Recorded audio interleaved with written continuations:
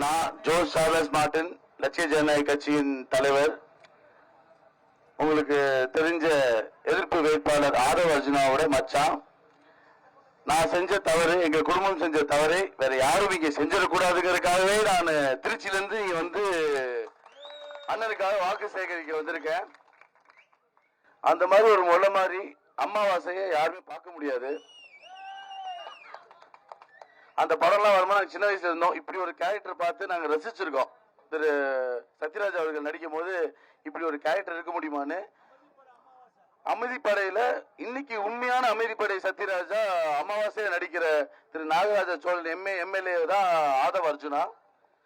அவர் வாயை திறந்தா போய் சொந்த தாய் ஒரு மரணத்திலையுமே அரசியல் பண்ணக்கூடிய ஒரு தீய சக்தியான ஒரு நபர்.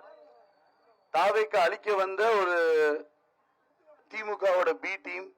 நான் அப்பையிலேருந்து நான் ஆரம்பத்துல சொல்றேன், அவன் ஸ்லீப்பர் செல், நம்பாதீங்க. அவன் எப்படிலாம் சூழ்ச்சி செய்வான்ங்கிறது நல்லா தெரியும். திடீர்னு ஓவரா அழுவான், திடீர்னு பார்த்தா ஓவரா சிரிப்பான், திடீர்னு பார்த்தா 41 பேர் உயிர் இருந்ததுக்கு வந்து சிசிடிவி கேமரா விடல. ஏதோ ஒரு பெண்ணை அடிச்ச உடனே வந்து எல்லா சிசிடிவி கேமரையும் விடுறான்.